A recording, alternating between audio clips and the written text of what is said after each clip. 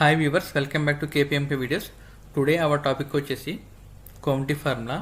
కౌంటిఫ్ ఫార్ములాని ఎక్సెల్లో ఎన్ని విధాలుగా యూజ్ చేస్తారో ఆ సినారీస్ అన్ని మనం డిస్కస్ చేసుకుందాం. ఓకే, మనకి ఫస్ట్ సినారీ ఏంటంటే ఇక్కడ ఏ కాలంలో ప్రొడక్ట్ కోడ్స్ ఉన్నాయి, ఓకే, బి కాలంలో ప్రొడక్ట్ నేమ్స్ ఉన్నాయి. ఓకే, ఈ ప్రొడక్ట్ కోడ్స్లో ఓకే 1001 అనే ప్రొడక్ట్ కోడ్ ఎన్నిసార్లు రిపీట్ అయిందో నేను చెక్ చేయాలనుకుంటున్నాను.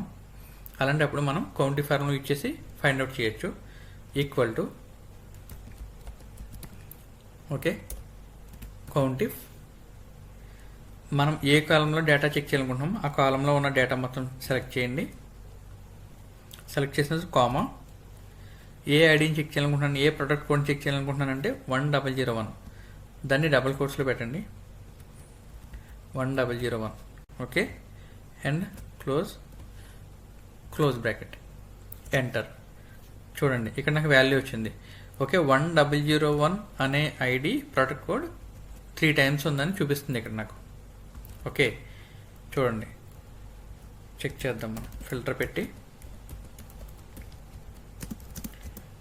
1001 3 times ఉంది. Okay okay product names different product names ఉన్నాయి దీనికి. ఓకే, అది మనం నెక్స్ట్ సినారీలో చూద్దాం. ఓకే, ఇక్కడ చూడండి 1001 అనేది ఇక్కడ కనిపిస్తుంది కదా మీకు. సపోజ్ మీరు ఇదే ఫార్ములా మిగతా సెల్స్కి అప్లై చేస్తే ఇక్కడ చూడండి కౌంట్ డిక్రీజ్ అయిపోయింది మీకు. ఫస్ట్ టాప్లో కరెక్ట్గా చూపించింది 3 times అని, తర్వాత 2 అని వచ్చింది, తర్వాత 2 మళ్ళీ 1 0 0 0. ఓకే, ఎందుకు ఇలా వస్తుందంటే మనం ఫస్ట్ ఈ ఫార్ములా అప్లై చేసినప్పుడు ఓకే డేటా మొత్తం సెలెక్ట్ చేసాం, కరెక్ట్గా చూపించింది. సెకండ్ సినారీ వచ్చేసప్పటికి ఇక్కడ 2 అని ఎందుకు చూపిస్తుంది అంటే సేమ్ ఫార్ములా చూడండి, ఫార్ములా మారలేదు. ఓకే, కానీ డేటా సెలెక్షన్ మారిపోయింది ఇక్కడ.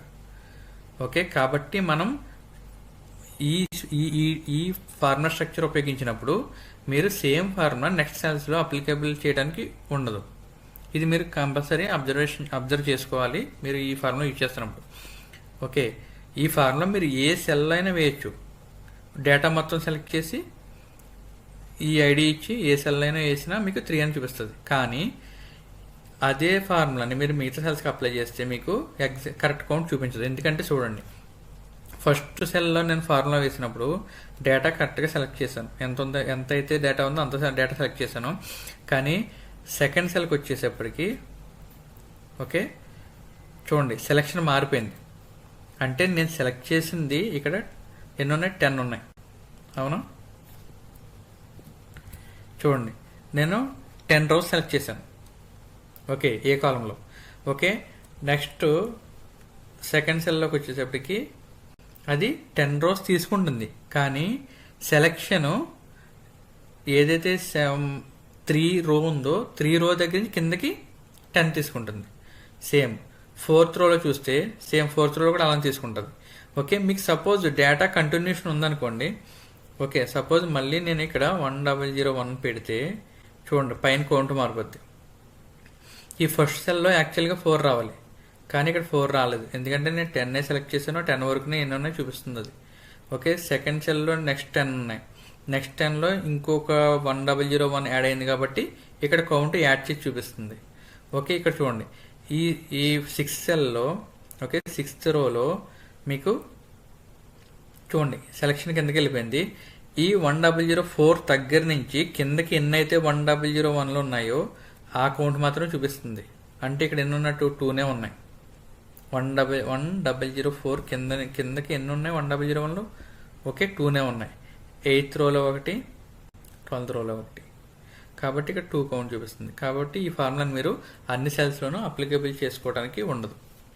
కాబట్టి మీరు ఈ ఫార్ములా యూజ్ చేసినప్పుడు జస్ట్ పర్టిక్యులర్ ఐడిని చెక్ చేసుకోవడానికి ఈ ఫార్ములా ఉపయోగించవచ్చు ఈ సినారియోలో, ఈ స్ట్రక్చర్లో. ఓకే, కాబట్టి మీరు ఎక్సెల్లో ఫార్ములాస్ యూజ్ చేసినప్పుడు మీరు జాగ్రత్తగా నెక్స్ట్ సెల్స్లోకి ఆ ఫార్ములాస్ని అప్లికేబుల్ చేసుకోండి, అబ్జర్వ్ చేసిన సినారియోస్ దాన్ని బట్టి. ఓకే, అండ్ నెక్స్ట్ కౌంటిఫ్లో చాలా సినారియోస్ ఉన్నాయి, అవన్నీ మీకు నెక్స్ట్ పార్ట్స్లో ఎక్స్ప్లెయిన్ చేస్తాను. Okay, thank you so much viewers. Okay, please subscribe my channel, please like and share my channel. Thank you.